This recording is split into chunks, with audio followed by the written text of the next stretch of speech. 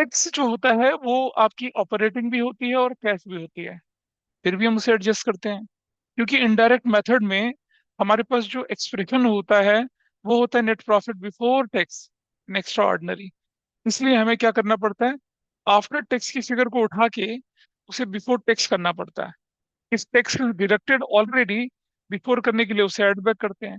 इस tax is already add include हो रखा है, जैसे रिफंड ऑफ टैक्स है तो उसे माइनस करते हैं। कहाँ? Net profit before tax and extra ordinary के अंदर। ठीक।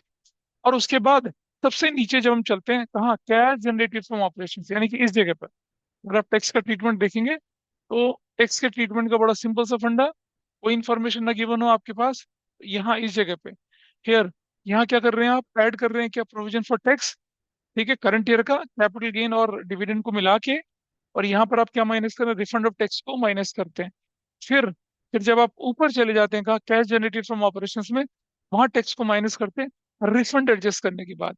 तो आज टैक्स के सारे परमुटेशन एंड कॉम्बिनेशन को हम देखेंगे, क्या क्या चीजें टैक्स में हमारे काम आती है, कौन कौन सी चीजें टैक्स के एडजस्टमेंट्स में दिखती हैं, ताकि टैक्स कभी भी आपके एग्जाम में आए तो आपके लिए वो परेशानी ना हो। तो विल गो विद द, सबसे पहले छोटा सा पार्ट, सबसे simple part treatment of tax का, ये लेके चलते हैं। सिंपल लिखा हुआ है income tax paid during the year 1000। क्या करेंगे भाई इसे? ऊपर ऐड, ऊपर मतलब कहाँ? नेट प्रॉफिट बिफोर टैक्स में से जोड़ देंगे। नीचे कहाँ? कैश जनरेटेड फ्रॉम ऑपरेशन से माइनस कर देंगे, काम खत्म, that's simple.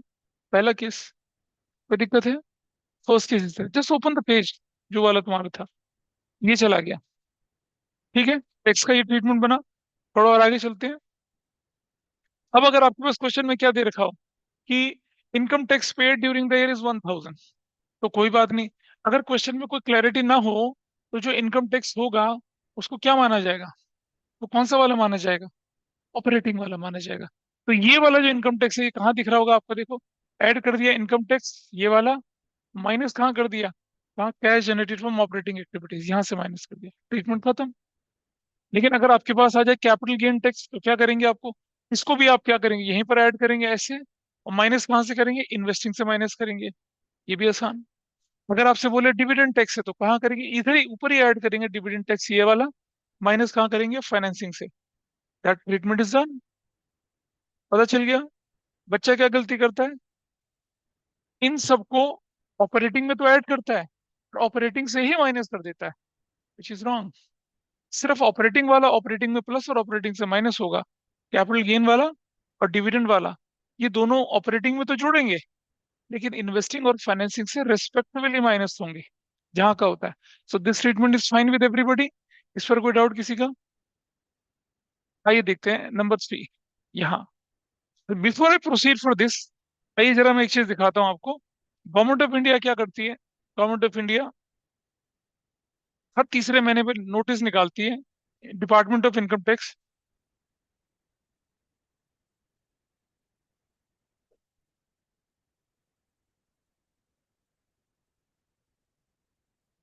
Government of India हर तीसरे महीने निकालती है। और आप देखिए यहाँ पर जरा, ये देखिए, ये लिखा हुआ है। Can you see this? आपको दिख रहा है?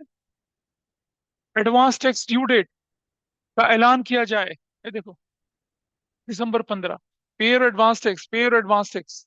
देख रहे हैं? साफ साफ लिखा है, don't miss the chance to pay your advance tax, be the fuel behind Viksit Bharat movement. दिसंबर 15 का टैक्स अभी अभी जो चल रहा है, कौन सा क्वार्टर चल रहा है? अप्रैल मई जून क्वार्टर फर्स्ट, जुलाई अगस्त सितंबर क्वार्टर सेकंड, अक्टूबर नवंबर दिसंबर क्वार्टर क्या चल रहा है? थर्ड। थर्ड क्वार्टर में किस डेट के अंदर चल रहा है देख लीजिए। और ये देखिए, ये क्या लिखा हुआ है? ऑन और before 15 June, 50% of the advance tax. On and before 15 सितंबर। ठीक है, जो वो जो क्वार्टर का आखिरी महीना होता है उसकी 15 तारीख को लास्ट डेट रखते हैं। और बिफोर 15 दिसंबर 75%, और 15 मार्च से पहले पहले 100% आपको एडवांस टैक्स पे करना है। यानी कुल मिलाकर क्या सीखा आपने? कि कंपनीज जिसके आप एनालिसिस करने जा रहे हैं, वो टैक्स तो हमेशा एडवांस भरते हैं। ठीक है। मेरी जैसा सैलरी इनकम का, ये आपके पेरेंट्स की अगर सोल प्रोप्राइटर फर्म होगी या पार्टनरशिप फर्म होगी, तो वो टैक्स कब भरते हैं? पहले कमा लेते हैं, फिर टीडीएस कटता है, फिर बाद में सेटलमेंट होता है। वो जुलाई के महीने में या अगस्त के महीने में 15 तारीख 31 तारीख सरकार टैक्स की डेट रखती है। There is no hard and fast deadline for corporate, थोड़ा क्लियर है क्वार्टर के लास्ट मंथ की 15 तारीख को आपको हिसाब लेके चलना है, ऐसा चलता है इनके साथ। तो अब इसका हमारे क्वेश्चन से क्या लेना देना? बिल्कुल लेना देना है। कैसे, जरा आइए इस तरफ। क्या लिखा है? क्या लिखा है? Advance income tax paid during the year is 1000। यानी कि जब ये क्वेश्चन बोर्ड में एक बार आया, लोगों ने पता क्या समझ लिया? Current assets. क्योंकि आपने रेशियो एनालिसिस में पढ़ा कि क्विक से करंट से क्विक जाने के लिए आपको क्या करना पड़ता है? आपको इन्वेंट्री पूरी माइनस करनी पड़ती है, सारे के सारे एडवांस एक्सपेंसेस माइनस करते हैं, इंक्लूडिंग एडवांस टैक्स माइनस करना पड़ता है। तो करंट एसेट्स तो होती है वो, बिल्कुल सही है। लेकिन ये एडवांस टैक्स जो पे करा आपने, करंट एसेट्स नहीं, ये टैक्स में एडजस्ट होगी। इसे increase decrease in current liability current assets की तरह ट्रीट नहीं करेंगे। इसे कैसे ट्रीट करेंगे? ऑर्डिनरी टैक्स की तरह। कैसे? ऐड कर दीजिए नेट प्रॉफिट बिफोर टैक्स में एक्स्ट्रा ऑर्डिनरी कैलकुलेट करने के लिए, डिडक्ट कहाँ माइनस कर दीजिए? कैश जनरेटेड फ्रॉम ऑपरेशंस, खत्म, इतना करना है इसे। It will not be treated as a increase in current assets या डिक्रीज इन करंट असेट्स, बिल्कुल नहीं। एडवांस टैक्स एडजस्टमेंट में लिखा हुआ है, ऊपर ऐड नीचे माइनस, क्योंकि कंपनी अपना टैक्स तो एडवांस ही भरती है। तो ये बिल्कुल वही ट्रीटमेंट जैसे फर्स्ट ट्रीटमेंट थी। क्या थी फर्स्ट ट्रीटमेंट? देखो ऊपर, कि tax paid during the year या advance tax paid during the year, it is the same thing, कोई डिफरेंस नहीं है। आई थिंक केस 3 क्लियर हुआ आपको। केस नंबर 4 पे आ जाइए। अब आपके पास क्या आ गया? एक से बढ़कर दो हो गए। अभी तो सीधा टैक्स की पेमेंट दे रखी है, अब की बार प्रोविजन फॉर टैक्स दे दिया। अब आप समझिए, प्रोविजन फॉर टैक्स और प्रपोज डिविडेंड अगर आपके पास गिवन है, तो उनका इंक्रीज या डिक्रीज नहीं लेते हैं। ओपनिंग वैल्यू और क्लोजिंग वैल्यू को क्या उठाते हैं और उसको सेटल करते हैं। रीजन बताइए। रीजन ये कि प्रोविजन फॉर टैक्स पिछले साल का, ठीक है, पेमेंट हो गई इस साल, तो वो पेमेंट हो जाएगी, कुछ बचा ही नहीं। इस साल फिर नया प्रोविजन क्रिएट होगा, वो अगले साल की पेमेंट बनेगी, कुछ बचेगा ही नहीं। ठीक है। सिमिलरली प्रपोज डिविडेंड, एक साल का एजीएम ने पार कर दिया, अगले साल वो डिविडेंड पे हो गया, फिर इस साल फिर प्रपोज किया, कंटीजेंट लायबिलिटी में पड़ा है। बेटा समझना, प्रोविजन फॉर टैक्स और प्रपोज डिविडेंड में डिफरेंस नहीं लेके चलते हैं, but provision for bad and doubtful debt में डिफरेंस लेके चलते हैं। प्रोविजन फॉर बैड डेट पिछले साल का 10,000 नहीं यूज हुआ, कैरी फॉरवर्ड, इस साल कितना दिख रहा? 15,000, तो 5,000 का इंक्रीज दिखेगा। प्रोविजन फॉर डिप्रिसिएशन, पिछले साल 1 लाख का, इस बार 1,50,000 का, 1 लाख एंड 1,50,000। ठीक है। Provision for depreciation last year का नहीं यूज करा, एक्यूमुलेट कर दिया, इस साल बढ़ गया, तो that difference is depreciation charge during the year. Provision for doubtful date में डिफरेंस जो होगा, provision created more in this year. Provision for tax में ऐसा नहीं होगा, ये भी खत्म होगा, ये भी खत्म होगा, ये इस साल खत्म होगा, ये अगले साल खत्म होगा। प्रपोज डिविडेंड, पिछले साल वाला डिविडेंड पेड माना जाएगा, इस साल वाला कहीं नहीं जाएगा। तो डिफरेंस नहीं लेना है कहां पर? 4 प्रोविजन आपको दिखेंगे। प्रोविजन फॉर क्या? टैक्स, ठीक है, प्रपोज डिविडेंड भी प्रोविजन का नेचर का होता है, इन दोनों पर डिफरेंस नहीं लेके चलते हैं, कहीं नोट कर लेना। और provision for depreciation and provision for doubtful date का डिफरेंस लेके चलते हैं। तो मैं लिख रहा हूँ आपके सामने, लिख कर दे रहा हूँ बड़ा बड़ा यहाँ पर, क्या?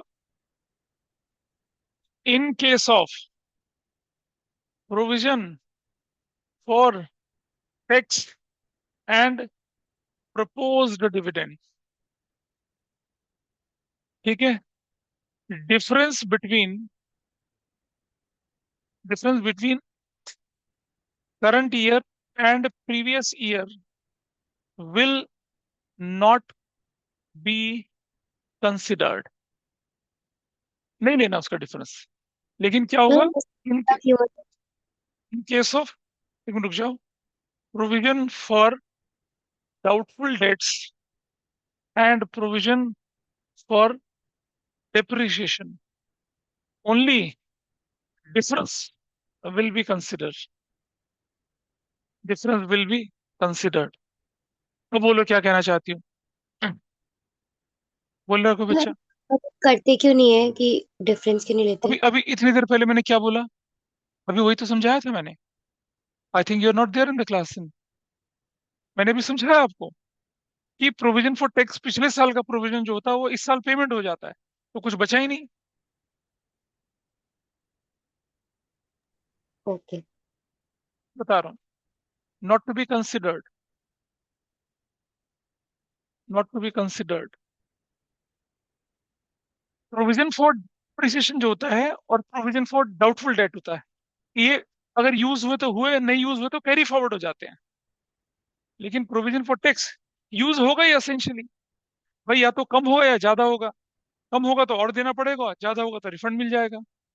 तो प्रोविजन फॉर टैक्स में डिफरेंस लेके नहीं चलते। ऐसे प्रपोज डिविडेंड में, प्रपोज डिविडेंड प्रीवियस ईयर का, प्रपोज डिविडेंड करंट ईयर का, उसका डिफरेंस नहीं लेके चलते।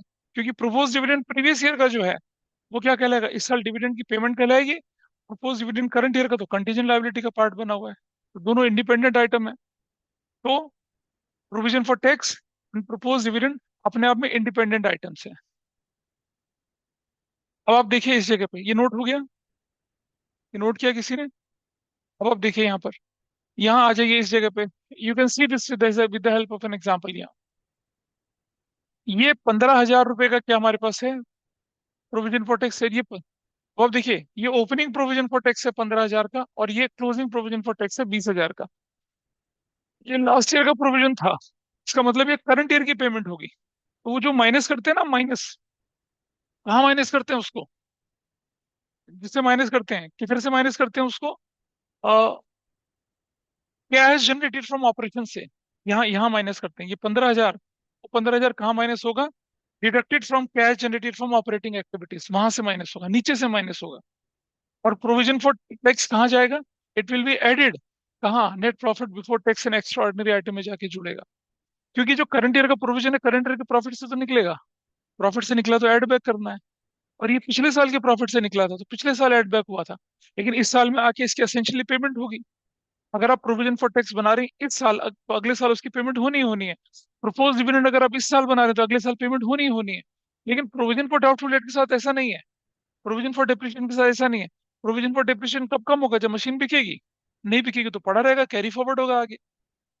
प्रोविजन फॉर डाउटफुल डेट, अगर बैड डेट होगा तो यूज करेंगे, नहीं बैड डेट हुए तो क्या करेंगे, कैरी फॉरवर्ड करेंगे।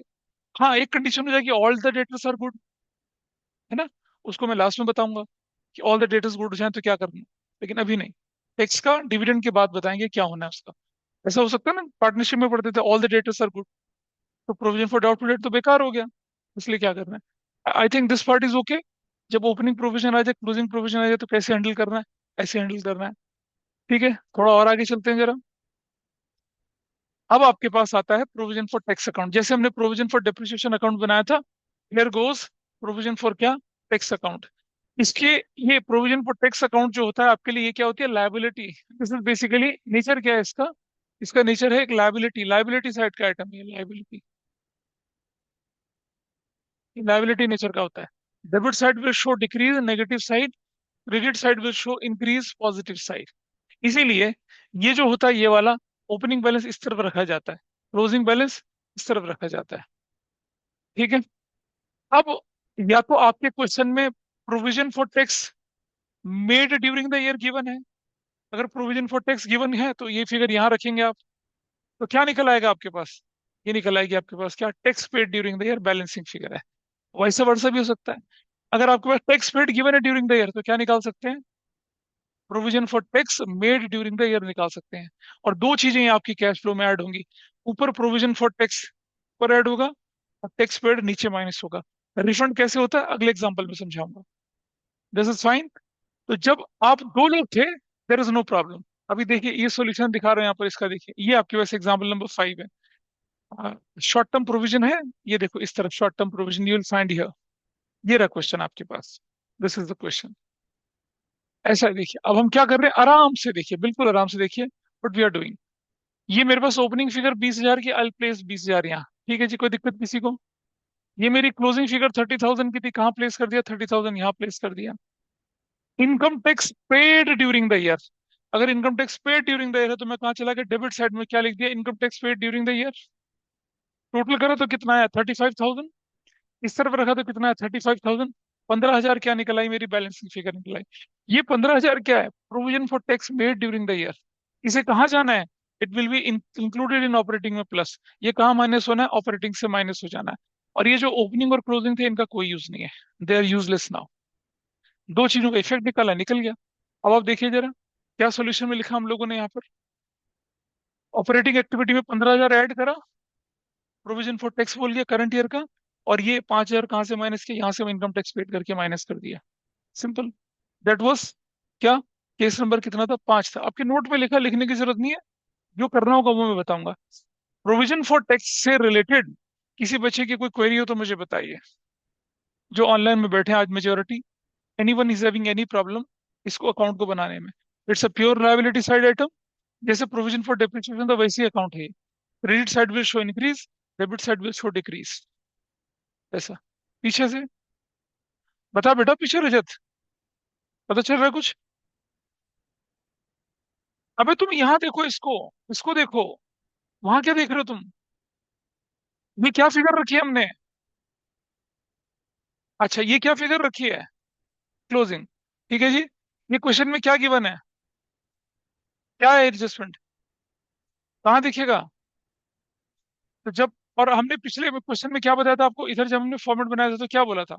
या तो ये बैलेंसिंग फिगर हो गया, ये बैलेंसिंग फिगर है। तो जब तुमने ओपनिंग क्लोजिंग रख दिया और इस क्वेश्चन में टैक्स पेड भी रखा, तो ऑब्वियसली क्या निकलेगा?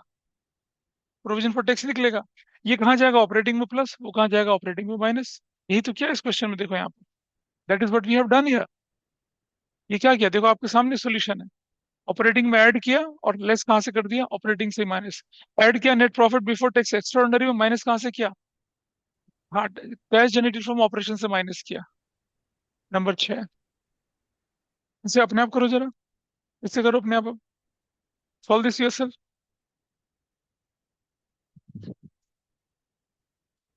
ये केस 6 अपने आप करिए। तो इसमें इसको, अगर मैं इस वाले को देखूं तो इसमें there is no such problem. Question बड़ा सिंपल आपके सामने, इसमें ज्यादा टाइम नहीं लगा रहे। यहाँ देखिए, आपने क्या लिया अपने पास, ये लिया ओपनिंग बैलेंस कितने का? 20,000 का। ये लिया क्लोजिंग बैलेंस 30,000 का। अब की बार क्वेश्चन में लिखा रखा इनकम टैक्स प्रोविजन प्रोवाइडेड या मेड ड्यूरिंग द ईयर, वो कितना है? 20,000 रुपए का। तो क्या फिगर निकल आई? टैक्स पेड निकल आई। ओपनिंग और क्लोजिंग होगा यूजलेस, इनका कोई यूज नहीं है। ये कहाँ चला जाएगा? ऑपरेटिंग में प्लस, कहाँ जाएगा? ऑपरेटिंग में माइनस। अब आपको मालूम है ऑपरेटिंग में कहाँ जोड़ते कहाँ माइनस करते हैं? That's your answer. 20,000 कहाँ जोड़ा? प्रोविजन फॉर टैक्स बोलकर। और 10,000 कहाँ माइनस करा? टैक्स पेड बोलकर। सिंपल है जी। कोई दिक्कत? कोई इधर से लक्ष्य कुमार? ऑनलाइन का तो पता नहीं चलता कौन क्या कर रहा है भाई, इस तरह चलते हैं। ये मजेदार फिगर है भाई, इसे करिए आप। अब आपने सारे कॉन्सेप्ट सीख लिए, देखें उसको कैसे अप्लाई करते हैं, है ना? और दिखने में अगर ऐसी फिगर आएगी तो चक्कर आएगा इंसान। एक तो statement of profit loss given है, फिर एडिशनल इंफॉर्मेशन भी गिवन है, फिर प्रोविजन भी है, फिर रिफंड भी है। बेचारा नन्हा सा दिमाग क्या क्या करे। पर कोशिश करिए, बनाइए, देखिए जो करना है करिए इसमें। आंसर ना देखें, बस आंसर देखेंगे तो कुछ नहीं होने वाला, कूड़ा हो जाएगा सारा। तो फिर गड़बड़ होगी। सबसे पहले एक चीज देखिए कि आपके स्टेटमेंट ऑफ प्रॉफिट लॉस में जो प्रोविजन फॉर टैक्स लिखा है 90,000, ये कौन से साल का है भाई? ये 90,000, ये फिगर ये है, ये फिगर है करंट ईयर का प्रोविजन। और आपको मालूम है करंट ईयर का प्रोविजन क्या होता है? ऊपर ऐड होता है। ऊपर कहाँ? ऑपरेटिंग में, ऑपरेटिंग में ऐड होगा। तो ये करंट ईयर का प्रोविजन कहाँ जाना चाहिए? ऑपरेटिंग में ऐड होना चाहिए। फिर प्रीवियस ईयर का प्रोविजन कहाँ जाएगा? हम्म कहाँ जाएगा प्रीवियस ईयर का प्रोविजन? ऑपरेटिंग में से क्या होगा? ऊपर ऐड और नीचे माइनस। देखो प्लीज समझिए बात को। पिछले साल का प्रोविजन इस साल की पेमेंट कहलाएगी, और इस साल का प्रोविजन ऊपर ऐड हो जाएगा। ये हम करते हैं, ये चीज हमने पहले भी सीखी आपके साथ। तो see the solution what we have to do here. ये जो फिगर थी कौन सी वाली, ये जो पिछले साल की 80,000 की फिगर थी, उसको भी अब टच करेंगे। पहले 90,000 का हिसाब किताब कर लेते हैं। 90,000 हमें क्या करना पड़ेगा? ऐड करेगा ऑपरेटिंग एक्टिविटी में to calculate net profit before tax and extraordinary, everybody's okay. 5,000 हमारे लिए रेलेवेंट नहीं है। 5,000 जो रिफंड है वो पिछले साल के प्रोविजन में से रिफंड आया होगा। इस साल जो रिफंड आया होगा कौन से में से? 80 में से रिफंड, 7,000 आया होगा। 7,000 to be consider. So refund of tax कौन सा लेके चलेंगे? 7,000 लेके चलेंगे। ऊपर क्या हो जाएगा? माइनस हो जाएगा refund of tax. Everybody's okay. भाई प्रोविजन फॉर टैक्स ऐड करना, रिफंड माइनस करना है। ऊपर नेट प्रॉफिट बिफोर टैक्स में हिसाब किताब हो गया। यहाँ तक कोई दिक्कत है किसी को? चलो थोड़ा सा और ऊपर चलते हैं हम। और अब चले किस पर? हाँ, इस तरफ। यहाँ आ जाइए। अब आ जाते हैं यहाँ। नीचे नीचे माइनस करते हैं ना अब 80,000 रुपीज। टैक्स पेड करेंगे 80,000 रुपीज, और टैक्स पेड करेंगे 80,000, और फिर यहाँ ऐड क्या कर देते हैं? ऐड ऐड कर देते हैं refund of tax. Refund of tax कितने का ऐड कर देते हैं आप? 7,000 का ऐड कर देते हैं। 80,000 का टैक्स तो क्या हो रहा है? माइनस हो रहा है। और 7,000 का प्लस हो रहा है, तो फाइनल इफेक्ट क्या जाएगा आपका? 73,000 जाएगा। वही तो हो रहा है यहाँ पर भी। दोनों को अलग अलग लिखने की बजाय क्या कर दिया, 80,000, उसमें से रिफंड कितना होता है 7,000, और कितनी फिगर है 73,000। आप बोलेंगे सर नीचे तो ऐड होना चाहिए था। अरे भाई, माइनस और माइनस क्या होगा, प्लस ही तो होगा। माइनस के साथ -80 और +7, फिर माइनस का क्या हो जाएगा 73,000। यानी कि टैक्स की पेमेंट टोटल कितनी गई है 73। आउट ऑफ 80 अगर 7,000 रिफंड हो गया तो पेमेंट कितनी की गई 73। इसी को बोलते हैं net of refund. You got it. तो हमने एक टर्म यूज करी थी ऊपर, हमने एक टर्म यूज करी थी कहाँ पर, यहाँ सबसे ऊपर इस जगह पे, जब हमने आपको फॉर्मेट सिखाया था किसका, cash flow from operating activity का फॉर्मेट, यहाँ इस जगह पे हमने यूज किया था शब्द नेट ऑफ रिफंड। इसका मतलब वही है। अब रिफंड का चक्कर समझ में आया क्या हुआ। रिफंड को सबसे पहले ऊपर माइनस करना है, ठीक है। ये जैसे आपके पास क्वेश्चन ये बनेगा, आपको ये तो मैंने सोल्यूशन में दिखा था ऐसे, आप यहाँ लिखेंगे क्या, operating activities. You right operating activities, ठीक है ऐसे। आप लिखेंगे क्या, नेट प्रॉफिट बिफोर टैक्स, आपने ऐसे लिख दिया, ये फिगर लिख दी। फिर यहाँ आपने ऐड कर दिया क्या, प्रोविजन फॉर टैक्स, आपने इसको ऐड कर दिया, कितने का प्रोविजन फॉर टैक्स, आपने 90,000 ऐड कर दिया, ठीक है जी। और आपने माइनस कर दिया क्या, रिफंड ऑफ टैक्स, ऐसे कर दिया। कितना माइनस कर दिया, 7,000 माइनस कर दिया। अब आप नीचे चले गए, जब आपके पास क्या है, cash generated from operating, cash generated from operations, ये फिगर होगी आपके पास। यहाँ माइनस करते थे ना आप, tax paid, tax paid minus करते थे। टैक्स पेड माइनस कितना करते हैं आप यहाँ पर, 80,000 का टैक्स पेड माइनस करते हैं ना इधर से, ऐसे ऐसे। और फिर प्लस क्या कर देते, क्या, रिफंड ऑफ टैक्स, ऐसे जोड़ देते।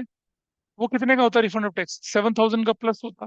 बताओ नेट इफेक्ट क्या है, 73, 73। तो मैं क्यों दो दो बार लिखूं इसको, इसलिए हमने क्या किया, हटा दिया इसको यहाँ से, और क्या लिखा, tax paid is 80,000, tax paid 80,000 है आपका। देखिए यहाँ ये रहा, टैक्स पेड की फिगर आपके पास कितनी दिख रही है, 80,000 की दिख रही है इस तरफ।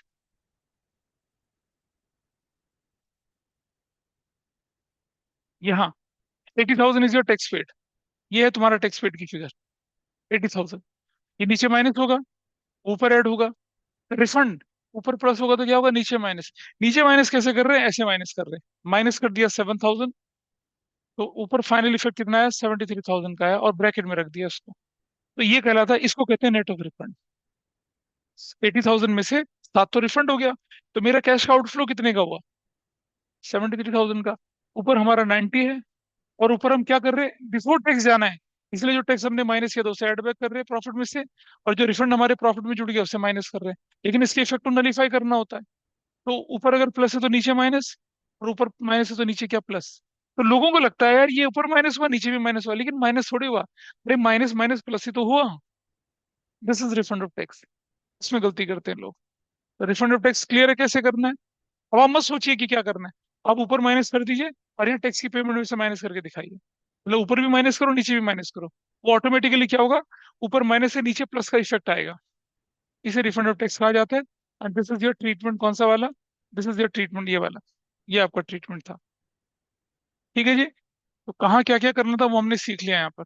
ये इस तरह से हमने क्या खत्म किया आपका, जो ट्रीटमेंट किसका खत्म किया, टैक्स का ट्रीटमेंट खत्म कर, टैक्स की ट्रीटमेंट में सब यही है, और कुछ बनता नहीं है। अब कुछ बच्चे मुझसे पूछते हैं कि सर आपने ये क्यों किया, लाइक कुछ बच्चे मुझसे पूछते हैं कि आपने यहाँ प्रोविजन फॉर टैक्स अकाउंट क्यों नहीं बनाया।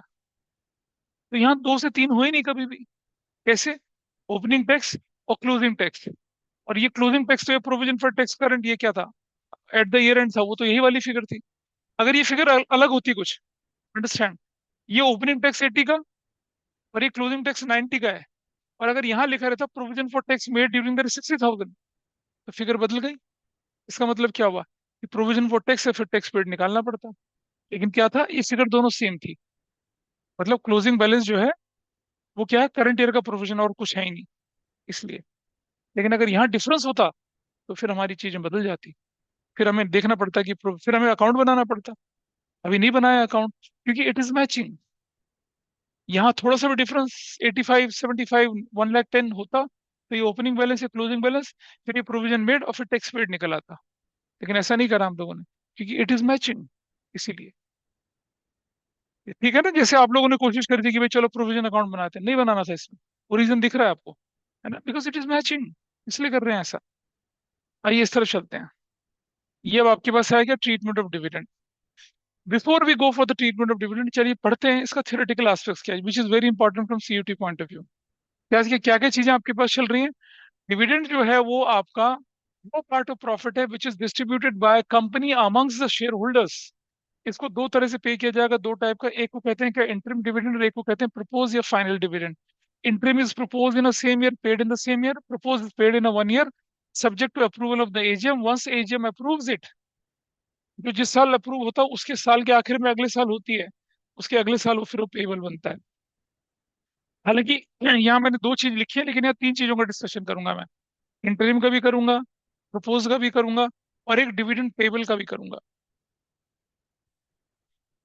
आप रहे हो, सो रहे हो, ठीक। तो मेरे साथ साथ पढ़ना है इसको, ठीक है।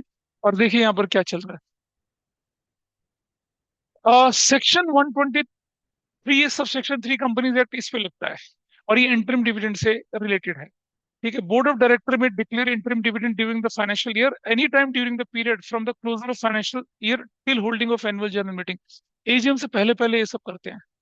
अच्छा, अब इसमें ना एक टेक्निकल चीज आएगी जो आपके क्वेश्चन को आगे फर्दर इलोबरेट करेगी। Interim dividend is dividend declared and approved by the board of director and is generally paid before the holding of AGM। AGM में तो आप प्रॉपरली क्या करेंगे भाई, हमारा इंटरिम मतलब एडिशनली होता है, समझ लीजिए। मतलब आपका लगता है कि आपको एक पर्टिकुलर ईयर में प्रॉफिट ज्यादा हो गया, you want to pass it to the shareholder. जब कंपनी इंटरिम डिविडेंड देती है तो मार्केट में अच्छा इफेक्ट जाता है उसका, कि देखो एनुअल डिविडेंड तो दे ही रहे हैं, और ड्यूरिंग द डिविडेंड भी और दे रहे हैं, तो मतलब माला माल कर रहे हैं अपने शेयर होल्डर को आप। ऐसा करके होता है। इसके लिए आपको एजीएम की अप्रूवल की जरूरत नहीं होती है, फाइनल डिविडेंड के लिए आपको करना पड़ता है। Interim dividend is not paid to preference shareholder. ये बहुत बड़ा क्वेश्चन होता था जो बच्चे पूछते थे कि सर, इक्विटी में हमने इंटरिम डिविडेंड दिया, क्या प्रेफरेंस पे भी इंटरिम डिविडेंड देंगे? बिल्कुल नहीं देंगे। रीजन समझिए। इक्विटी पर जो डिविडेंड दिया जाता है वो डिस्क्रिशन होता है किसका? डायरेक्टर्स का। प्रेफरेंस शेयर पे कोई डिस्क्रिशन नहीं होता, क्योंकि प्रेफरेंस शेयर के साथ एक कूपन रेट होता है। 10% preference share, 12% preference share, 6% preference share. तो अगर आप interim dividend preference share holder को देंगे तो आपको 12% देना पड़ेगा ना, क्योंकि रेट तो कमिट वही हो रखा है। तो बोर्ड ऑफ डायरेक्टर कहते हैं, दिमाग खराब है, हम क्यों देंगे 12? हम इंटरिम डिविडेंड 2% दे रहे हैं, हम कैसे 12% दे दें? तो अब कंडीशन क्या है? इसका reason, interim dividend is not paid to the preference shareholder as dividend rate payable on preference share is decided at the time of their issue.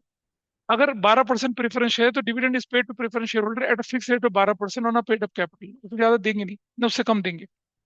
वैसे कंडीशन में क्या होगा जरा समझना। प्रेफरेंस शेयर होल्डर को इंटरिम डिविडेंड देना ही नहीं है आपने। हाँ, लेकिन अगर एक बात सुनो, अगर आपने बोला कि इक्विटी वालों को हम क्या देंगे, जैसे मान लो प्रेफरेंस डिविडेंड डिक्लेयर होने थे 31 मार्च 2025, और आपने बीच में 1 अक्टूबर को बोल दिया कि चलो इक्विटी शेयर होल्डर वालों को क्या दे, इंटरिम डिविडेंड दें। तो जैसे ही आपने डिक्लेयर किया इंटरिम इंटरिम डिविडेंड देना इक्विटी शेयर होल्डर को, प्रेफरेंस को तो देना नहीं है। तो जैसे ही आपने 1 अक्टूबर को interim dividend on equity share declare कर दिया, 1 अक्टूबर को ही आपको प्रेफरेंस का डिविडेंड जो एनुअल वाला होता है वो देना पड़ेगा। कोई भी डिविडेंड अगर आप इक्विटी शेयर होल्डर को देंगे, चाहे वो इंटरिम चाहे वो फाइनल, उससे पहले आपको प्रेफरेंस वाले निपटाने पड़ेंगे। समझ में बात आई? मतलब हम इंतजार नहीं करेंगे कि प्रेफरेंस शेयर का डिविडेंड 31 मार्च को होगा तब देंगे, बिल्कुल नहीं। इक्विटी प्रेफरेंस शेयर का नाम ही प्रेफरेंस क्यों पड़ा है? They have preference over equity share holder, क्या? Over the right of dividend. तो अगर तुमने इक्विटी को डिविडेंड डिक्लेयर कर दिया साल के बीच में, उसी से पहले पहले आपको प्रेफरेंस का डिविडेंड 12% देना पड़ेगा, 10% देना पड़ेगा। ये कंडीशन होती है। हाँ, लेकिन अगर इक्विटी डिविडेंड की बात आ रही है, नहीं। अब क्या होगा जब हम इक्विटी डिविडेंड, देखो, हमने इक्विटी डिविडेंड दिया 1 अक्टूबर को, और जो एनुअल डिविडेंड वो 31 मार्च को होना है, तो 31 मार्च को आएंगे तो बात की बात है। लेकिन जब हम इक्विटी डिविडेंड दे रहे हैं 1 अक्टूबर को, उसी समय हम प्रेफरेंस वालों को फाइनल डिविडेंड दे देंगे। तो प्रेफरेंस वालों को तो मिल गया जो मिलना था। अब आपने इक्विटी वालों को इंटरिम डिविडेंड दे दिया, 31 मार्च आई, अब इक्विटी वालों का क्या होगा? नॉर्मल डिविडेंड जाएगा। प्रेफरेंस वाले अब थोड़ी बोलेंगे हमें भी दो, अबे तुम्हें एक बार मिल तो गया। तो बोलेंगे हमें दोबारा क्यों दे तुम्हें, तुम्हारे से तो रेट फिक्स हो रखा है। दोबारा तो उनको देंगे ना जो ज्यादा रिस्क उठा रहे हैं। तुम तो 12% फिक्स ले रहे हो भाई। शेयर होल्डर इक्विटी वाले, उनको तो रिस्क ही रिस्क है, हम उन्हें देंगे, तो वो दो दो बार लेते हैं। ये कंडीशन लिखिए, देखो यहाँ पर, preference share holders are paid dividend before the payment of dividend to the equity share holder if a company has paid dividend whether interim or final to the equity share holder, a final dividend is paid on preference share even if company has not declared final dividend on equity shares। देना पड़ेगा उनको। अगर आपने interim की, वरना लोग पता है क्या सोचते हैं, जनरली स्टूडेंट सोचता होगा जब एनुअल डिविडेंड होगा डिक्लेयर तभी देंगे। नहीं भाई, इंटरिम डिक्लेयर होते ही आपको प्रेफरेंस वालों का पूरा दे देना पड़ जाएगा, क्योंकि कोई भी कैटेगरी का डिविडेंड, चाहे वो इंटरिम हो चाहे फाइनल हो, अगर आपने इक्विटी वालों को दिया, प्रेफरेंस का राइट उससे पहले बनता है। प्रेफरेंस वाले बोलते हैं ना कि भाई रिटेन अर्निंग है, पहले हमारा दो, फिर दो इंटरिम दो, फाइनल दो, जो देना देते रहो। वो कंडीशन होती है। इसलिए क्या होता है, उनको इंटरिम पर interim dividend preference share holder को नहीं मिलता है। किसको मिलता है? सिर्फ इक्विटी को। लेकिन अगर इंटरिम डिविडेंड डिक्लेयर हो गया इक्विटी पे, तो प्रेफरेंस का एनुअल डिविडेंड पूरा चला जाएगा। इसलिए ये ध्यान रखना, क्वेश्चन सॉल्व करेंगे इसका यूज होता है। Accounting treatment of interim dividend in cash flow कैसे होगा भाई? कुछ नहीं करना, ऐड कर देंगे ऑपरेटिंग में net profit before tax and extra ordinary, और माइनस कर देंगे फाइनेंसिंग से, चल खत्म हो गया ट्रीटमेंट। कुछ और ट्रीटमेंट नहीं है इसका, इतना ही होता है। इसमें इसमें अप्रूवल का इंतजार नहीं करते, बोला ना बिफोर एजीएम होना चाहिए वो। अब प्रपोज डिविडेंड आ गया।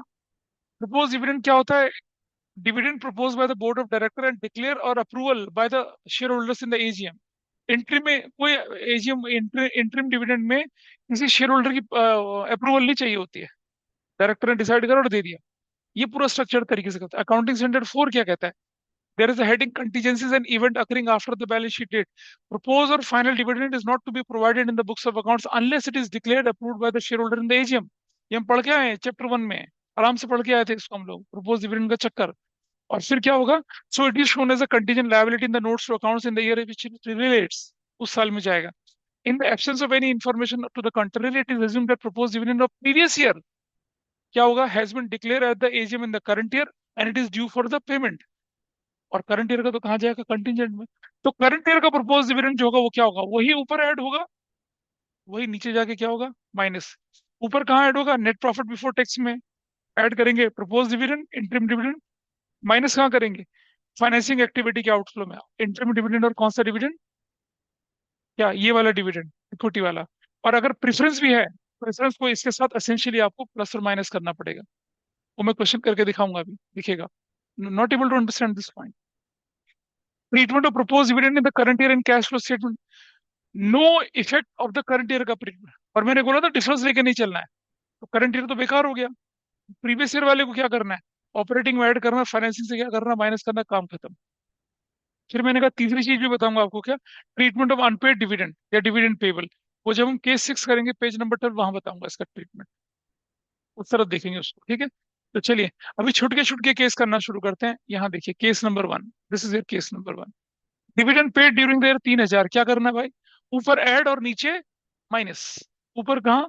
Net profit before tax and extra ordinary निकालने के लिए ऐड करो 3000, फाइनेंसिंग से क्या कर दो? माइनस, काम खत्म। सिर्फ इतना। तो ओरल था, इस पर डिस्कशन ज्यादा नहीं लेके चल रहे हैं। आई होप नोट सभी के पास होंगे और देख पा रहे होंगे इसे। It is on which page? Page number 10 पे। Dividend paid during the current year वाला हिस्सा, जैसे होता था ना tax paid during the year, ऊपर ऐड नीचे माइनस, ऐसे ही है। डिविडेंड पेड जैसे लिखा डिप्रिशिएशन, ऊपर प्लस, बस प्लस ही, माइनस नहीं होता कहीं। तो यहाँ देखिए इसका ट्रीटमेंट बिल्कुल सिंपल है, ये एडजस्टमेंट की फॉर्म में होता है। तो एडजस्टमेंट दो जगह जाना है कैश फ्लो में, net profit before tax extra ordinary में जुड़ेगा और फाइनेंसिंग से माइनस, बिंगो, काम खत्म। केस 2, ये केस है आपके पास, ये देखिए। अब आप देखिए कैसे करना है। इक्विटी शेयर कितने का दिख रहा है? इक्विटी शेयर कितने का दिख रहा है आपके पास यहाँ पर? 5 लाख और 8 लाख। अब देख लीजिए इसको। प्रेफरेंस शेयर कितने का दिख रहा है? 2 लाख से 3 लाख। और लिखा है कि डिविडेंड पेड 22-23 में कितने का? 80,000 का। पहली कंडीशन, अगर डिविडेंड पेड 80,000 दिख रहा है तो ये inclusive of equity and preference दोनों है, क्योंकि मेरे में थोड़ी लिखा है कि इक्विटी डिविडेंड पेड। अगर इक्विटी डिविडेंड पेड होता तो फिर मुझे प्रेफरेंस का अलग से निकालना पड़ता। मेरे पास कोई क्लैरिटी नहीं है, मेरे पास लिखा डिविडेंड पेड। डिविडेंड पेड तो इक्विटी और प्रेफरेंस दोनों का ही है। जिंदगी में रंग बाद में भर लेना जगी भाई, ध्यान ध्यान दीजिए। तो डिविडेंड पेड लिखा 80,000, इसका ट्रीटमेंट क्या होगा? ऊपर प्लस और नीचे माइनस, सिंपल सा। फिर इन सब का क्या करेंगे? बड़ा आसान है, देखिए कैसे। ये देखिए कैसे ट्रीटमेंट जा रहा है, अगले वाले को सॉल्व करके दिखाऊंगा। सबसे पहले इसे उठा लीजिए यहाँ से। ये तीन, यहाँ डिफरेंस 3 लाख का डिफरेंस क्या हो गया? Issue of equity share 3 lakh, everybody okay. 12% 2 से 3 हो गया, इसको क्या बोलेंगे? Issue of 12% preference share, 1 lakh हो गया। और क्या बोला? डिविडेंड पेड इज 80,000, ऊपर नेट प्रॉफिट बिफोर टैक्स में जोड़ दिया 80,000, और नीचे फाइनेंसिंग से माइनस कर दिया। Your treatment is done. Simple, इससे ज्यादा कुछ है ही नहीं। That is the treatment of dividend. आसान। परेशानी कहाँ होती है? जब हम 2 से ज्यादा हो जाते हैं परेशानी आती है। कैसे परेशानी आती है? इधर आ जाइए, यहाँ आ गई परेशानी। अब ज्यादा हो गया आप लोग, ये देखिए। 7 से हो गया 11। अच्छा, एक और चीज, कुछ बच्चे बोलेंगे सर इसका कुछ नहीं करा आपने, 12% प्रेफरेंस शेयर का क्यों नहीं करा, बताइए। क्योंकि dividend paid is given. Dividend paid is a comprehensive figure, उसमें इक्विटी प्रेफरेंस दोनों इंक्लूड है, इसलिए नहीं किया। आइए देखिए जरा यहाँ पर। फिर इक्विटी शेयर 7 से 11 हो गया। इंटरिम डिविडेंड 18,000 का हो गया। प्रपोज डिविडेंड पिछले साल का भी और करंट ईयर का भी। कैसे हैंडल करते हैं इसको, जरा देखिए। एक एक करके देखिए जरा, कैसे हैंडल करते हैं इसको। ये थोड़ा सा फिगर को ऐसे, हमें तो नोट्स देखना है, हमें नोट्स के अलावा कहीं जाना ही नहीं है। आओ देखें जरा। ये 7 से 11 हो गया, तो कहाँ चला गया? फाइनेंसिंग के अंदर देखो, देख रहे हैं? ऐड कर दिया कितने का? ये 4 लाख रुपए का। कोई डाउट इस बात पर किसी को? फिर इंटरिम डिविडेंड को ऊपर क्या करना है? इंटरिम डिविडेंड को ऐड कर दिया कितना? 18,000 यहाँ, और फाइनेंसिंग से माइनस कर दिया इंटरिम डिविडेंड 18,000 का। Is that okay with everybody? ये भी कोई दिक्कत नहीं है? बताइए, दिक्कत है? अच्छा, इंटरिम डिविडेंड का चक्कर हो गया। अब प्रपोज डिविडेंड, ये प्रीवियस ईयर का है, कितनी फिगर है? 8,000। और करंट ईयर का कितना है? करंट ईयर का तो हमारे लिए यूजलेस है, क्योंकि वो क्या है? कंटीजेंट लायबिलिटी है। तो हमें किसे इस्तेमाल करना है? प्रीवियस ईयर का। क्या करेंगे प्रीवियस ईयर को? ऊपर ऐड और नीचे minus. Chill, your answer is done. इतना सारा लग रहा था, लेकिन आराम से हो गया। एक एक आइटम को उठा के डालना है। Any doubt here? अब आप बोलेंगे सर प्रपोज डिविडेंड अकाउंट बनता है? नहीं बनता। There is no need. Propose dividend account बनाने के लिए ओपनिंग और क्लोजिंग दोनों फिगर एक्टिव होनी चाहिए। लेकिन प्रपोज डिविडेंड की ओपनिंग फिगर ही एक्टिव होती है, क्लोजिंग फिगर तो फुस्सी है। वो तो कंटीजेंट लायबिलिटी बनी है, वो तो बैलेंस शीट में नहीं दिखती। उसे मैं लेके चल ही नहीं सकता, तो अकाउंट बनाने की पॉसिबिलिटी खत्म हो गई। 2013 से पहले, जब कंपनीज एक्ट 2013 2016 तक चला था वो, तब हम प्रपोज डिविडेंड अकाउंट बनाते थे, ओपनिंग क्लोजिंग बनाते थे, और जैसे हम निकालते थे ना प्रोविजन फॉर डिप्रेशन में, डिविडेंड पेड डिविडेंड प्रपोज, वैसे निकालते थे सब। अब नहीं होता ऐसा, खत्म हो गया वो ट्रीटमेंट, खत्म हो गया। आई होप जो लोग ऑनलाइन बैठे हैं they are able to understand this part. Reason, dividend proposed for the year 2023 15,000 will be subject to approval in AGM, will be a part of contingent liability and hence will not be adjusted by preparing cash flow statement। काम खत्म। ये आया आपके पास case number 4। Share capital है, इसके लिए हम notes to account चलते हैं यहाँ पर। ये मेरे पास नोट्स टू अकाउंट है। ठीक है, अब जरा देखिए क्या क्या दे रखा है आपके पास। This is given you. Equity भी दे रखी है, प्रेफरेंस भी दे रखी है, ठीक है, दोनों दे रखा है। और ध्यान से समझना जरा। अब हमारे पास एक और नई चीज सीखने के लिए आ गई। क्या? ये कहता है नया इक्विटी और प्रेफरेंस शेयर इशू हुआ अप्रैल 1 को, यानी कि 1 अप्रैल को, इसी डेट पर आप 5 लाख से कितने हो गए? 8 लाख हो गए। और 2 लाख से बढ़कर कितने हो गए? 3 लाख। तो अगर मुझे डिविडेंड देना पड़ा तो 8 लाख वाली फिगर पे दूंगा या 5 लाख वाली फिगर पे दूंगा, बताओ? हाँ, एब्सोल्युटली रॉन्ग। अबे जब तुम 1 तारीख को 5 से 8 हो गए, तो 8 लाख आपके पास पूरे साल रहा ना। और डिविडेंड किस इक्विटी, डिविडेंड कौन सी इक्विटी पे दिया जाएगा? जो आपने हेल्ड करी है पूरे साल। You born the risk. तो बेटा रूल ऑफ थंब है, अगर इक्विटी प्रेफरेंस शेयर या डिविडेंड या डिवेंचर साल के शुरू में इशू हो, क्लोजिंग वैल्यू पर इंटरेस्ट दिया जाएगा या डिविडेंड दिया जाएगा। और अगर वो साल के आखिर में इशू हो, किस पे दिया जाएगा? बिगिनिंग वैल्यू पे। लिख लीजिए इसे किसी जगह पे इसको, क्या कि dividend, dividend on shares and interest on debentures, interest on debentures will be calculated as follows. ठीक है, if issued at the beginning of the year, then on the closing values, तब किस पे दिया जाएगा? क्लोजिंग वैल्यू पे दिया जाएगा। और इफ इशूड, मतलब मैं बोलूं क्या, समझे? देखिएगा, इफ इफ इशूड या रिडीम, रिडीम, क्योंकि डिबेंचर रिडीम भी हो सकते हैं। साल के शुरू में रिडीम हो गए तो कौन सी वैल्यू पे दिया जाएगा, क्लोजिंग वैल्यूज पे। इफ इशूड या redeemed at the end of the year then on the opening values, opening values, ऐसा करके। अभी आपके एग्जाम्पल के साथ मैं लेके दिखाऊंगा इसको। इंटरेस्ट डिविडेंड का, डिवेंचर का, और डिविडेंड किसका, शेयर्स का, उसको कैसे डिसाइड करेंगे वो डिपेंड करता है कि किस डेट में वो इशू होते हैं, किस डेट में वो क्लोज होते हैं। इसको मैं अभी और अच्छे से क्लियर करता हूँ, इसका नोट कर लें पहले आप। ये भी बहुत जगह। अच्छा, if nothing is mention, if nothing is mentioned in the question, then it will be calculated at the opening values, opening values, assuming opening values, assuming that,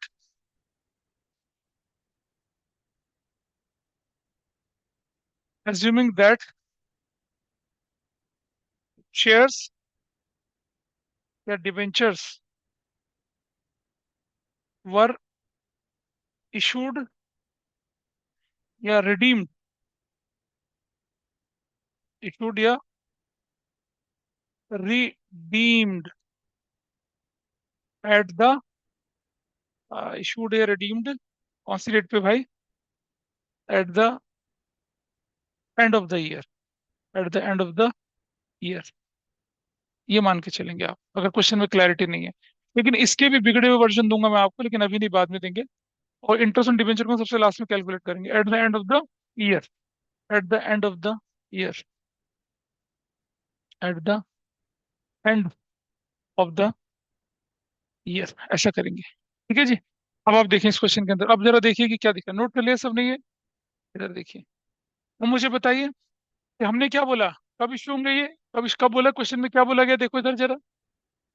इसमें क्या बोला कि नए शेयर और डिबेंचर कब इश्यू है, 1 अप्रैल को। 1 अप्रैल ये डेट है या ये डेट है? 1 अप्रैल कौन सी डेट है? अरे 31 मार्च के अगले दिन ही तो 1 अप्रैल होगा, ओपनिंग डेट है। अगर ओपनिंग को ये इशू हो रहे हैं तो इंटरेस्ट या डिविडेंड कौन सी वैल्यू पे दिया, क्लोजिंग वैल्यू पे। कौन सी वैल्यू पे देंगे आप? इन वैल्यूज पे देंगे।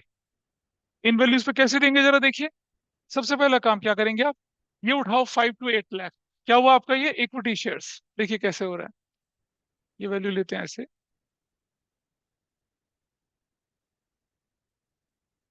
यहाँ देखिए,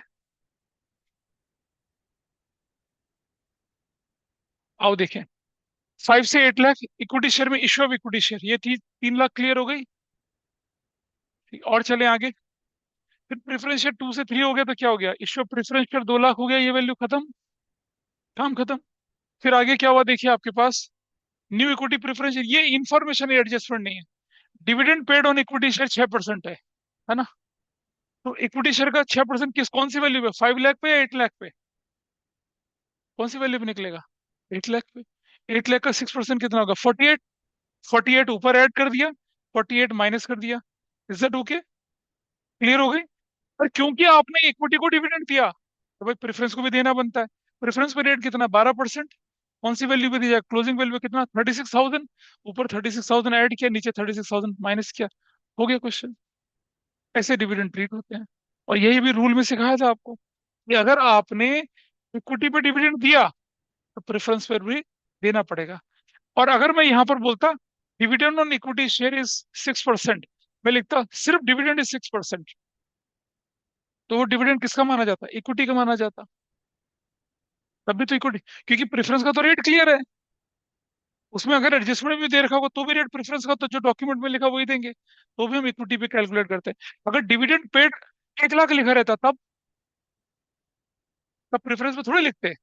तब डिविडेंड पेड लिखा है, डिविडेंड में इक्विटी प्रेफरेंस मिला के है, अभी पहला क्वेश्चन नहीं किया था ऐसा। जब सिर्फ डिविडेंड लिखा है, it is not specified preference या इक्विटी है, तो हम क्या करेंगे? है, दोनों निकालेंगे? नहीं, दोनों नहीं निकालेंगे, सिर्फ 1 लाख को ले, हाँ दोनों 1 लाख लेंगे। लेकिन अगर बोले dividend paid on preference share is 1 lakh, फिर क्या करेंगे?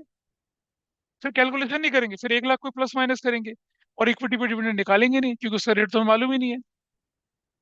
क्या लिखा है कि dividend paid on preference share is 1 lakh, इसका मतलब क्या हुआ? फिर हम कैलकुलेशन नहीं करेंगे, क्योंकि हमारा बचपन याद करो, पार्टनरशिप में interest on drawing at the rate 10% per annum, और इंटरेस्ट ऑन ड्राइंग दे रखा होता था, कौन सी वैल्यू को उठाते थे? जो गिवन है। तब कैलकुलेशन थोड़ी करते थे। यहाँ भी वही होगा कि प्रेफरेंस शेयर्स का रेट दे रखा है, भले वो रेट हमारा कम हो ज्यादा हो, लेकिन हमें बोल दिया कि preference dividend paid is 1 lakh, तो भाई ऊपर 1 लाख है, नीचे 1 लाख माइनस, खत्म। फिर परसेंटेज थोड़ी कैलकुलेट करेंगे। तब क्या इक्विटी पे डिविडेंड देंगे? नहीं देंगे, क्योंकि रेट ही नहीं है। क्योंकि रेट ही नहीं है। अगर प्रेफरेंस डिविडेंड पेड 1 लाख है और इक्विटी का रेट 10% है, तब दोनों करेंगे। इस तरह से लेके चलना है डिविडेंड का ट्रीटमेंट। ये परमुटेशन कॉम्बिनेशन बनती है। ये मैंने ओरल बताई। थोड़ा और आगे चलें जरा, इसे अपने आप करिए। केस 5 है, इक्विटी बढ़ गया, प्रेफरेंस शेयर बढ़ गया। न्यू इक्विटी और प्रेफरेंस शेयर कब इशू हुए हैं? 31 मार्च को, इस मार्च को। तो फिर डिविडेंड कौन सी ओपनिंग वैल्यू पे दिया जाएगा? है ना, ओपनिंग वैल्यू पे दिया जाएगा। एनीवे ये आसान है, मतलब इसको नहीं, थोड़ा और काम करेंगे आगे चल के। इसे देखिए पहले, कितना आसान है ये आसान है, इसलिए मैं इसको यहीं डिस्कस किए दे रहा हूँ। Will not discuss it further, क्योंकि बहुत आसान चीज है। ऐसे जरा देखिए ऐसे, ये 5 से 8 लाख हो गया, तो हमने क्या कर दिया? 3 lakh issue of equity share कर दिया यहाँ पर। फिर ये 2 से 3 हो गया, हमने इससे प्रेफरेंस शेयर कर दिया 1 लाख यहाँ पर। इंटरिम डिविडेंड 10,000 का है, तो इंटरिम डिविडेंड 10,000 ऊपर ऐड, नीचे से माइनस कर दिया। ठीक है जी। डिविडेंड पेड इज 90,000 है, तो ऊपर ऐड कर दिया, नीचे माइनस कर दिया। काम खत्म। प्रेफरेंस क्यों नहीं निकाला? क्योंकि डिविडेंड पेड लिखा है, और डिविडेंड पेड क्या होता है? दोनों को मिला के होता है। ये काम खत्म, आसान था। This is how we have done it. बोलिए, क्लियर है चीज यहाँ पर? बोलिए अधिराज, देखिए भाई, कोशिश तो कर रहे हैं करने की, है ना? तो ये सब सॉल्यूशन के साथ गिवन है, and you know the reason as well now. उसका थ्योरेटिकल पार्ट हम डिस्कस कर चुके हैं।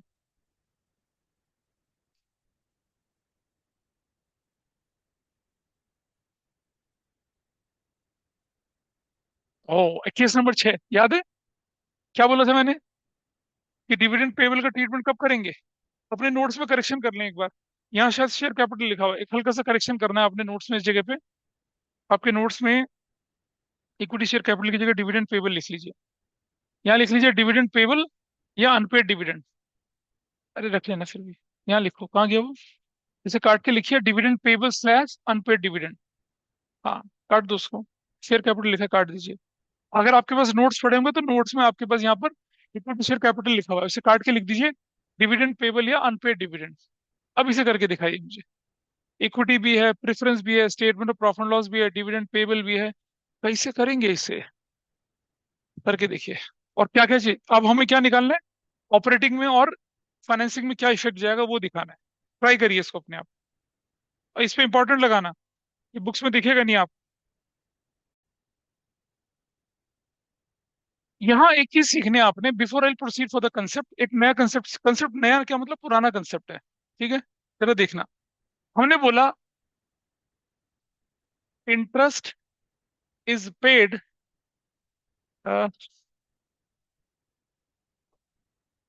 एक कंसेप्ट में लिख रहा हूँ आपके सामने यहाँ पर, क्या? Interest is due ₹20,000 and paid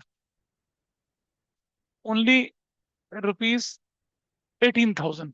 बताओ भाई, ये बचपन में एंट्रियां करते थे। इंटरेस्ट ड्यू कितने से हुआ? 20,000 का।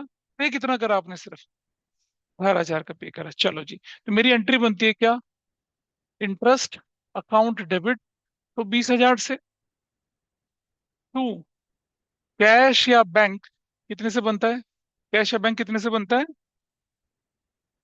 कैश या बैंक बनता है मेरा कितने से? कैश या बैंक अकाउंट 18,000 से। और टू, आउटस्टैंडिंग इंटरेस्ट कितने से बनता है? आउटस्टैंडिंग इंटरेस्ट या इंटरेस्ट पेबल, है ना, ऐसे तो लिखते हैं। कितने से? 2,000 से। ठीक है जी। अब ये तो हुआ जब हुआ एंट्री हमारी।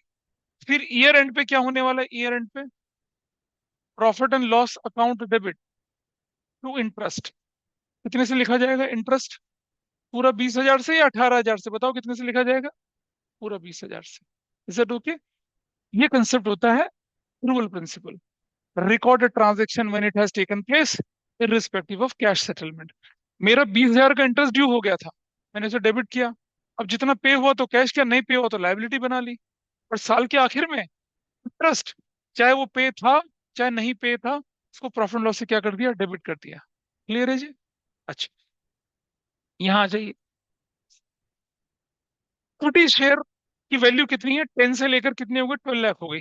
मैं इसे करके दिखा रहा हूँ आपको, इसको ध्यान रखना, इस वाले कंसेप्ट को ध्यान रखना। ये मेरा ऑपरेटिंग एक्टिविटीज है। ऑपरेटिंग एक्टिविटीज इस क्वेश्चन से रिलेटेड, ठीक है। और यहाँ मेरा फाइनेंसिंग एक्टिविटीज है। फाइनेंसिंग मैं दोनों में लेके चलूंगा, फाइनेंसिंग एक्टिविटीज। ऐसे उठाते हैं पहले, ये फिगर उठा लेते हैं इसको। ये इक्विटी शेयर कैपिटल कितने से? 10 से 12 हो गया। कहाँ लिखूंगा बताइए? 10 से 12 हुआ तो आई गो यहाँ प्लस इक्विटी शेयर कैपिटल। कितना लिखूंगा मैं? 2 लाख का। आई राइट 2 लाख यहाँ। यहाँ 2 लाख लिख दिया। ऐसे करके काम खत्म। ये पार्ट हो गया। प्रेफरेंस शेयर कितना? 8 से 8 लाख का कुछ नहीं करना। प्रेफरेंस शेयर का कुछ नहीं करेंगे क्योंकि वैल्यू बराबर है। No inflow. Statement of profit loss का प्रॉफिट कितना हो गया? 150। कहाँ जाऊंगा मैं? इधर यहाँ लिखूंगा net profit as per statement of profit and loss. कितना लिखूंगा मैं? 450। ये वर्किंग नोट में करना था लेकिन मैं यही कर रहा हूँ। 3 लाख। कितना हो जाएगा? That will be 1,50,000। फिर इसके अंदर हम ऐड करेंगे क्या? वो इंटरेस्ट इंटरेस्ट सब ऐड करेंगे। रुक जाइए, अब आप देख लिया आपने यहाँ पर। चलो ये पार्ट भी खत्म हो गया, ये वाला। Dividend payable is current liability, है ना? 40 से 50 हो रहा है। मतलब पहले हमारे पास आउटस्टैंडिंग डिविडेंड कितना था? 40। इस साल आउटस्टैंडिंग डिविडेंड कितना हो गया? 50। करंट ईयर में आउटस्टैंडिंग डिविडेंड कितना है? 10,000 का। करंट ईयर में आउटस्टैंडिंग डिविडेंड कितना है? जो भी डिविडेंड पेबल था उसमें से कितना पे नहीं करा आपने? जितना भी डिविडेंड ड्यू था उसमें से कितना नहीं पे किया आपने? 50 नहीं पे किया या 10 नहीं पे किया? भाई पुराना डिविडेंड 40, नया डिविडेंड पेबल, ये लाइबिलिटी है। पुराना डिविडेंड पेबल 40, नया डिविडेंड पेबल 50। पिछले साल से इस साल के मुकाबले कितना डिविडेंड पेबल बढ़ गया? 10,000 बढ़ गया। यानी इस साल डिविडेंड जो ड्यू होगा उसमें से 10,000 नहीं पे करा आपने। आओ जरा आगे बढ़ते हैं। Propose dividend for equity share 31 मार्च 22 का। ये तो बेकार है 22 का, यूजलेस। ठीक है जी। नहीं, सॉरी, 22 का ठीक है, 22 का इज करेक्ट। गलत कर दिया हम लोगों ने। ये नहीं, ये नहीं। तो हाँ, 22 का यूजफुल है हमारे लिए 1 लाख। ये वाला खराब है, ये इसकी कोई जरूरत नहीं थी क्योंकि ये कहाँ जाएगा? कंटीजेंट लायबिलिटी के अंदर। तो डिविडेंड पेड कितना आपके पास? 1 lakh. Dividend propose and paid कितना? 1 लाख। क्या करेंगे? हम इस तरफ जाएंगे, यहाँ ऐड करेंगे क्या? Proposed dividend. ठीक है, कितना लिखेंगे यहाँ पर? मिल रहा है 1 लाख। किस साल का लिखेंगे? प्रीवियस ईयर का, क्योंकि प्रीवियस ईयर का हमारे लिए यूज होता है। और यहाँ नीचे जाएंगे माइनस डिविडेंड पेड ना। जो ऊपर प्लस है वही नीचे माइनस होना चाहिए था। लेकिन out of 1 lakh how much still not paid? 10,000 is not paid. तो भाई आउटफ्लो कितने का हुआ? 90,000 का आउटफ्लो हो गया। डिविडेंड पेबल का मतलब ये है। कुछ बच्चे क्या करते हैं, मैं इसे दोबारा से बताऊंगा। कुछ बच्चे क्या करते हैं, इसे करंट लायबिलिटी में इंक्रीज डिक्रीज की तरह दिखाते हैं। नहीं दिखाना। डिविडेंड पेड कितना होना था? 1 लाख। आउट ऑफ 1 लाख आपने कितना पे नहीं किया? दिख रही है इन्फॉर्मेशन, कितना नहीं पे किया? 10,000 नहीं पे किया ना। तो आउटफ्लो कितने का हुआ?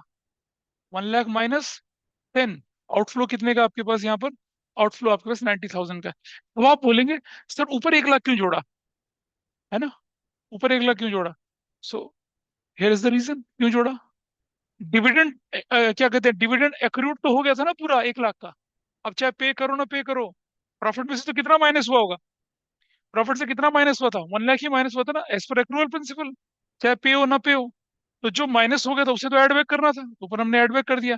लेकिन जब हम कैश फ्लो देख रहे हैं तो वो कितने का हुआ? तो 90 का ही हुआ। 10,000 तो पे ही नहीं हुआ था। ठीक है जी। और दूसरी चीज, डिविडेंड पेबल जो आपकी बैलेंस शीट में गिवन है, ये आइटम या तो इंक्रीज डिक्रीज करंट लायबिलिटी की तरफ, मतलब एक ही जगह जाना था। करंट लायबिलिटी में तो दिखाएंगे ना इसको। ये कहाँ गया? ये इधर चला गया, यहाँ एज ए माइनस हो गया। इसका इफेक्ट भी पूरा हो गया। तो डिविडेंड पेबल जो फिगर होती है उसे ऐसे एडजस्ट करते हैं। ऐसी फिगर में इंटरेस्ट और डिवेंचर करते समय दिखाऊंगा आपको, वहां हम अलग तरीके से करेंगे। You understood this point? Dividend payable अगर आपके पास आई है तो कैसे करना है, याद है मैंने इस जगह पे बोला था कि केस 6 में क्वेश्चन पेज नंबर 12 में दिखाऊंगा। This is how it happens. अगर आपके पास डिविडेंड पेबल यहाँ पर 40 लिखा है ना, अगर ये 40 यहाँ कितना होता, 70,000 होता, तो फिर क्या मतलब होता है इसका? कितने का डिविडेंड नहीं पे किया? 30,000 का। फिर हम इधर क्या करते हैं, इस जगह पे यहाँ कितना माइनस करते? 30,000। फिर ये वैल्यू कितनी हो जाती? 70,000। अगर यहाँ क्वेश्चन में होता क्या इस जगह पे कि डिविडेंड कितने का होता है, ये वाली वैल्यू, ये होती मेरी वैल्यू 90,000 की। इसका मतलब क्या हुआ? कितने का डिविडेंड नहीं पे किया? 50। तो आउटफ्लो कितने का होता? आउटफ्लो कितने का होता है यहाँ पर, ये आउटफ्लो कितने का होता? 50 माइनस करने का आउटफ्लो 50 का होता। ऐसे लिखते हैं। तो डिविडेंड पेबल को इस तरह से ट्रीट किया जाना चाहिए। इट इज अ लायबिलिटी, है करंट लायबिलिटी, डिविडेंड से रिलेटेड थी, नहीं पे कर पाए, भाई क्लेम ही नहीं किया किसी ने, मान लो अनक्लेम रह गया, अनपेड रह गया, तो इट इज माई लायबिलिटी। इसने मेरे आउटफ्लो को तो रोक दिया ना, वो आउटफ्लो। अगर ये लाइन ना होती क्वेश्चन में, ये लाइन ना होती क्वेश्चन में, ये ना होता, तब क्या मतलब था इसका? मतलब बताओ, तब आपका आंसर क्या होता? ऊपर 1 लाख प्लस, नीचे 1 लाख माइनस, खत्म। तब आपका आंसर ये होता। लेकिन डिविडेंड पेबल शब्द दे दिया, इसका मतलब क्या हुआ? फिर आपको कंपेयर करना पड़ेगा कि पिछले साल के मुकाबले इस साल क्या इन्फॉर्मेशन आ रही है। मुझे दिखा 10,000 का डिविडेंड पेबल है, तो फिर हमने क्या किया, उससे एडजस्ट किया। और अब आप देखेंगे तो आपका सोल्यूशन जो है वो इस तरह से, देखो यहाँ, you can see the solution here. क्या किया? नेट प्रॉफिट जोड़ दिया, डिविडेंड कर दिया, प्रपोज डिविडेंड, और इंटरिम डिविडेंड। इंटरिम डिविडेंड कितने का था देखिए आपके पास क्वेश्चन में, इंटरिम डिविडेंड कितना, 90,000। उसको कैसे किया? प्लस इंटरिम डिविडेंड कितने का, 90,000 का, ये यहाँ प्लस हुआ, कोई परेशानी नहीं इंटरिम के साथ। और यहाँ माइनस हुआ कितने का, इंटरिम डिविडेंड, यहाँ पर आपका ये माइनस हुआ कितने का, वैल्यू इज, इसको 90,000 बना देते हैं ऐसे। हो गए सारे ट्रीटमेंट पूरे आपके। दिक्कत लग रही है? सोच रहे हो काफी ज्यादा? सो इधर देखिए अब आपके पास, हाँ, पेमेंट क्या, डिविडेंड प्रेफरेंस लेके चल रहे हैं ना, तो इंटरिम डिविडेंड पेड, पहले क्वेश्चन की लैंग्वेज पढ़ लेना जरा एक बार, हाँ ठीक है। अब आप देखिए, interim dividend paid during year कितने का, 90,000। ठीक है जी। हमने कहा था कि इंटरिम डिविडेंड पे करो चाहे फाइनल डिविडेंड पे करो, प्रेफरेंस का डिविडेंड तो आपको कंसीडर करना ही है फिर, तो बड़ा सा रूल में भी, है ना, क्या डेट हो ना हो। तो अब 10% कितना, अब वो तो कोई फर्क ही नहीं पड़ता, तो 8 लाख का 10% कितना होगा, 80,000। क्या करेंगे आप यहाँ पर, आप यहाँ पर ऐड करेंगे आप क्या, प्रेफरेंस डिविडेंड कितने का, प्रेफरेंस डिविडेंड कितने का ऐड करेंगे, 80,000 का। और यहाँ से माइनस क्या करेंगे, minus preference dividend. How much preference dividend, 80,000 यहाँ से माइनस कर देंगे। ऐसे जाके क्वेश्चन पूरा हुआ।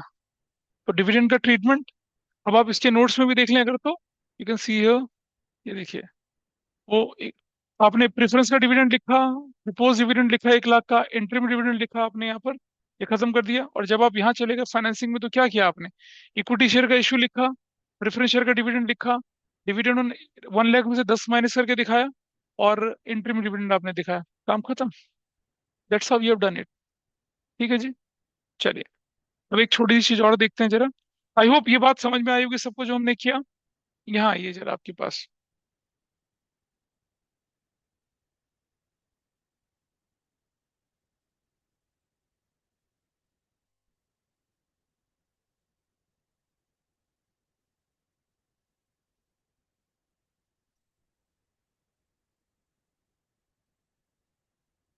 ये क्वेश्चन नंबर 6 आपके पास दिख रहा है, दिख रहा है?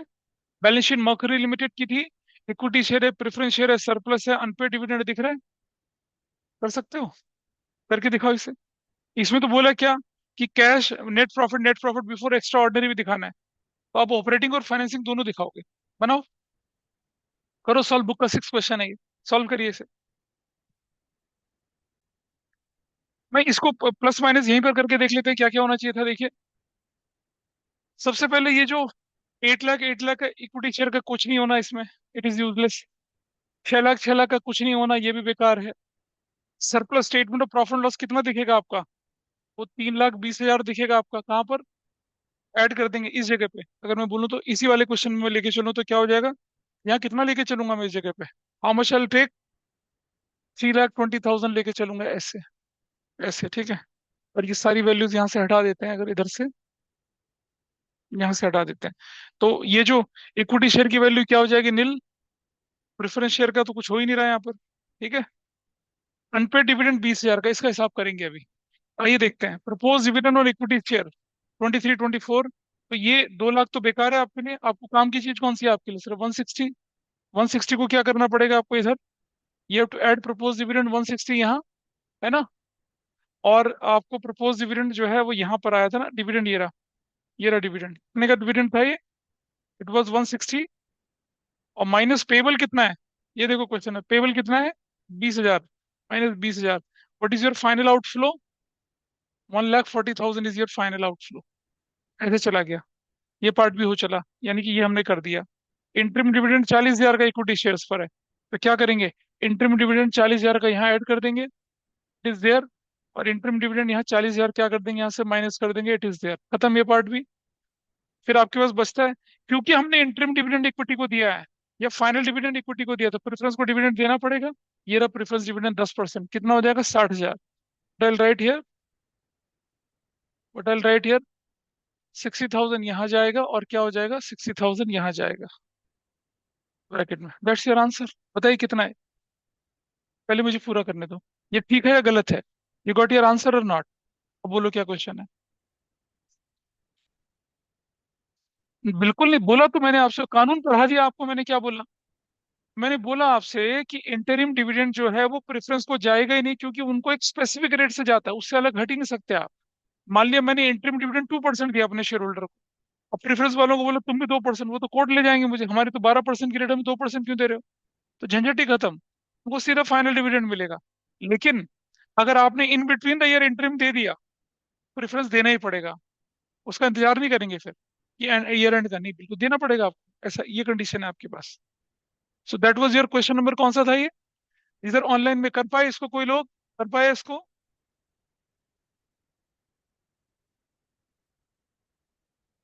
ये देखिए, interim dividend was paid on equity share on 1 नवंबर, 1 नवंबर को तो दिसंबर को तो हमें क्या फर्क पड़ता है। इंटरिम डिविडेंड पेड किया, ऊपर प्लस है नीचे माइनस। और अगर इंटरिम डिविडेंड दिया तो प्रेफरेंस भी देना पड़ेगा, देना पड़ेगा ना। That was question number 7 for you, देना पड़ेगा आपको प्रेफरेंस डिविडेंड। और ये इक्विटी शेयर में वैल्यू में कोई चेंज नहीं है, प्रेफरेंस शेयर की में कोई वैल्यू नहीं है। प्रॉफिट में 5 लाख जाना है, आराम से निकल सकता था ये वाला पार्ट। ये तो हमने पिछली क्लास में किया था शायद, नहीं किया, इसे करिए आप। Yes, do this question. ये सब है, इसमें क्या है, एक्स्ट्रा ऑर्डिनरी ऑर्डिनरी सब कुछ है इसके अंदर, है ना। आप जहां जहां ये जाएगा वहां वहां लेके जाएंगे, ऑपरेटिंग में भी लेके जाएंगे, फाइनेंसिंग में भी, इन्वेस्टिंग में, जहां जहां जा रहा है वहां वहां इसे लेके जाइए। नंबर 8 करिए फटाफट से, इससे रिलेटेड मैं हर चीज सिखा चुका हूँ आप लोगों को। बनाइए इसको, कैसे करते हैं इसको, यही यही फिगर उठा लेते हैं हम यहाँ पर, विल हैंडल द फिगर्स यहाँ इसी से, ये सब ऐसे करके। मैं बीच बीच में इंफॉर्मेशन डालता रहता हूँ यहाँ पर। पहले उठाइए, आपके पास क्या था, प्रॉफिट, प्रॉफिट की फिगर कितनी है आपके पास, 336 माइनस 1 लाख, तो कितना बन जाएगा, कितना बन जाएगा, 2,36,000। Profit as per statement of profit loss, ऐसी फिगर बनेगी आपकी। बंद करना दरवाजे को लोहे का, दिस फाइन। ये वो चला, post dividend for the current year 90,000। तो क्या करना है, प्रपोज डिविडेंड करंट ईयर का कितना है, ये वाली फिगर 90,000 आयल रखेंगे। करंट ईयर का तो उसका भी, करंट ईयर तो बेकार है भाई, current year is gone, it is not required. Previous year होता तो उसको लेके चलती है, बेकार है। प्रपोज डिविडेंड करंट ईयर का तो कंटीजेंट लायबिलिटी होता, कुछ नहीं करना उसका। Interim dividend paid during the कितने का, 1 लाख रुपए का। इंटरिम डिविडेंड की फिगर कितनी है आपकी यहाँ पर, 1 लाख रुपए की है। ये फिगर नील है, ठीक है जी। 1 लाख नहीं लिखा इसने, अच्छा 90,000 है, तो विल राइट 90,000 ईयर, इसे 90,000।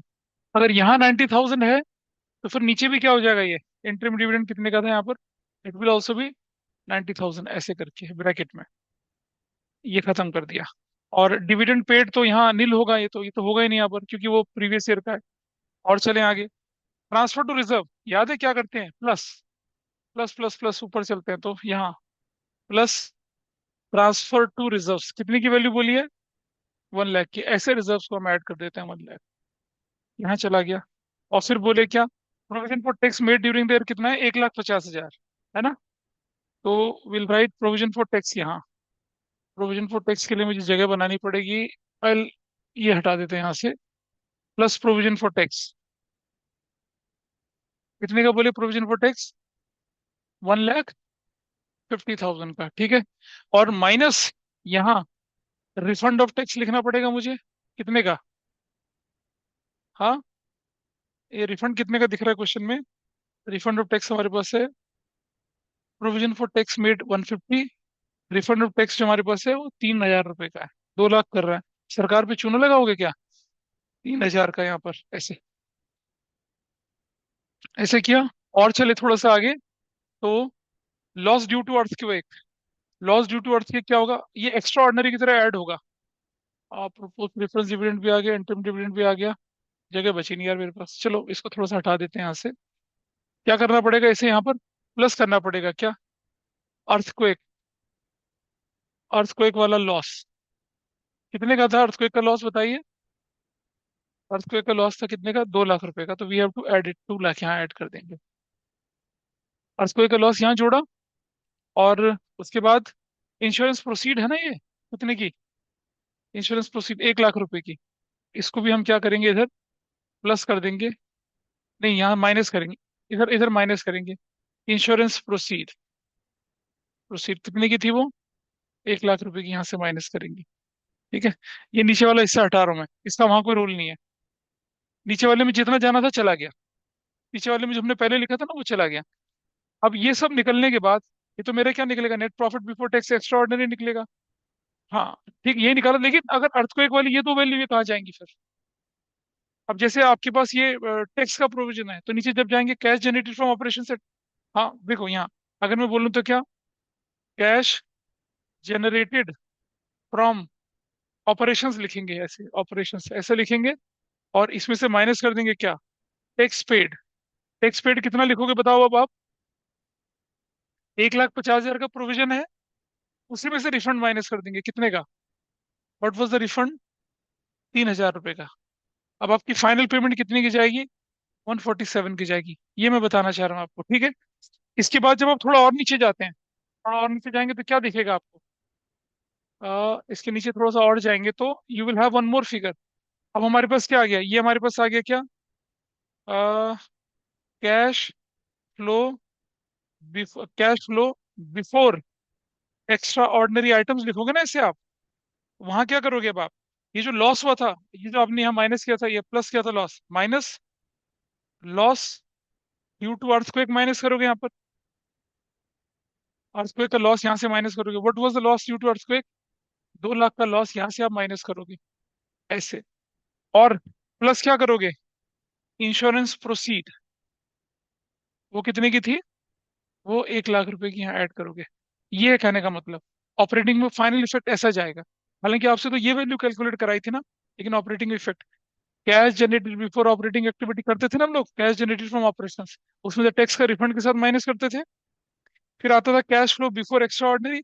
एक्स्ट्रा ऑर्डिनरी के दोनों आइटम, अगर लॉस ऊपर आपने प्लस किया तो नीचे माइनस करेंगे, और अगर आपको कंपनसेशन अगर आपने ऊपर किया माइनस, तो नीचे क्या करेंगे, प्लस करेंगे। अब जाके आपका आंसर बनता है। तो इसके क्वेश्चन में तो सिर्फ यही वैल्यू कैलकुलेट करवाई थी, फाइनेंसिंग में नहीं करवाई थी कैलकुलेट, तो हो गया इस तरह से। ये वाले ऑपरेटिंग है, फाइनेंसिंग में क्यों जाएगा, एक्स्ट्रा ऑर्डिनरी तो ऑपरेटिंग का है ना, वो फाइनेंसिंग का थोड़ा ही है। अगर वो लॉस ऑफ बिल्डिंग बोलता तो मैं क्या करता, ये दोनों को यहाँ पर प्लस माइनस करके इन्वेस्टिंग के अंदर ले जाके क्या करता, उसे प्लस माइनस करता। ये ध्यान रखना है। अब सिर्फ लॉस बोला अर्थक्वेक, ये थोड़ी बोला कुछ है, तो हम मानेंगे हमारा ऑपरेटिंग वाला लॉस है। इंश्योरेंस क्लेम मिल गया अर्थक्वेक का, हम मान के चलेंगे ऑपरेटिंग वाले का मिला। इसका प्लस माइनस हमने ऑपरेटिंग के अंदर किया, कैश जनरेटेड फ्रॉम ऑपरेशंस के बाद। ये टेक्स करने के बाद यहाँ ऐसे लाइन जाती है ना, इस तरह की लाइन, ऐसे करने के बाद फिर इसके नीचे लिखते हैं, उसके बाद करते हैं। अरे यार भूल गए तुम लोग, ये देखो, ये देखो, यहाँ नहीं करा था हम लोगों ने इस जगह पे। This is how we do it. ये रहा, ये वाला पार्ट, इनकम टैक्स पे कर दिया, प्रोविजन फॉर टैक्स को ही नीचे माइनस कर देना रिफंड के साथ एडजस्ट करके, फिर हम लिखते थे add extraordinary minus extraordinary, ऐसा करके। और एक्स्ट्रा ऑर्डिनरी देखो ये रहे आपके यहाँ, plus extra ordinary minus extra ordinary. अगर ये ऐड यहाँ हुआ है तो यहाँ जाके माइनस होगा, और अगर ये ऐड यहाँ माइनस हुआ है तो यहाँ जाके क्या होगा, प्लस होगा। वो इफेक्ट हमने दिखाने की कोशिश करी इसके अंदर। अच्छा, दैट वाज योर, कौन सा था ये, 8 था। तो आप देखेंगे सिमिलरली आपके पास 9 है, यू कैन इजीली डू। वो देखो, इंटरिम डिविडेंड भी है, प्रोविजन फॉर टैक्स भी है, रिफंड फॉर टैक्स भी है, लॉस वेफेयर, एवरीथिंग इज हियर। आराम से हैंडल हो पाएगा ना। हैंडल कर सकते हैं। छोटे छोटे क्वेश्चन थे, मैंने कहा ना छोटे क्वेश्चन में बाद में दिखाऊंगा, जब हम कंसेप्चुअली स्ट्रांग बनेंगे तो आप कुछ भी सॉल्व, क्या रहता है, इंक्रीज डिक्रीज देखना है। प्रपोज डिविडेंड में यहाँ क्या कर रहे हैं, ये this value is useless, I pick this value. फिर जर्नलिज्म में क्या देखूंगा, इंक्रीज इन रिजर्व प्लस कर देंगे। वर्कमैन कंपनसेशन रिजर्व में क्या दिखेगा, इंक्रीज इन रिजर्व जोड़ देंगे। इंटरिम डिविडेंड पेड को क्या लिखेंगे, 180 प्लस ऊपर और नीचे minus. Provision for tax made during the कितने का, 6,000। तो प्रोविजन ऊपर ऐड हो जाएगा और टैक्स पेड नीचे माइनस हो जाएगा।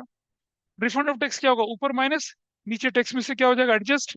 और इंश्योरेंस क्लेम रिसीव्ड, ऊपर माइनस और नीचे प्लस, खत्म। That's your answer. ये नंबर 9। ठीक है। तो अब आपके पास ये जो क्वेश्चन दिख रहे हैं ना सारे, जहां हम बोल रहे हैं छोटे छोटे question, cash flow from operating activity calculate कर पाएंगे ना, कैलकुलेट सारा वाला पार्ट है भी आपकी ग्रिप में क्वेश्चन। ये देखो 12वां क्वेश्चन है, provision for tax final dividend, सब आराम से, नेक्स्ट टैक्स रिफंड रिफंड सब हो सकता है। 13 क्वेश्चन बिल्कुल आराम से, गुडविल का अमोर्टाइजेशन, ट्रेड पेबल। 14 क्वेश्चन भी आराम से हो पाएगा। 15 इज इजीली। 16, ये सब छोटे मोटे ऑपरेटिंग वाले क्वेश्चन जो मैंने छोड़े थे आप लोगों को, मैंने कहा था ना कि टैक्स का, डिविडेंड का, ये सब ट्रीटमेंट कर पाएंगे ये वाला।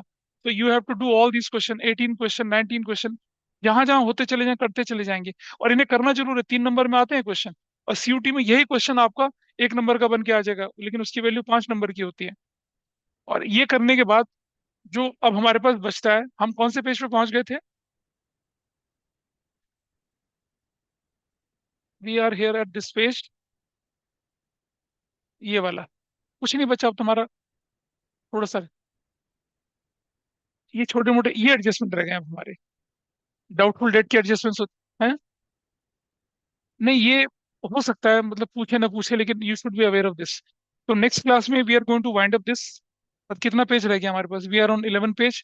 छोटे छोटे दो चीजें रहती हैं, and then will do full flesh question, and you are competent to solve any question in the cash flow statement. उसके बाद तो फिर हमारे पास सिर्फ प्रैक्टिस करना रह जाता है। ये छोटे मोटे इंपॉर्टेंट केसेस हैं जिन्हें हम डिस्कस करेंगे।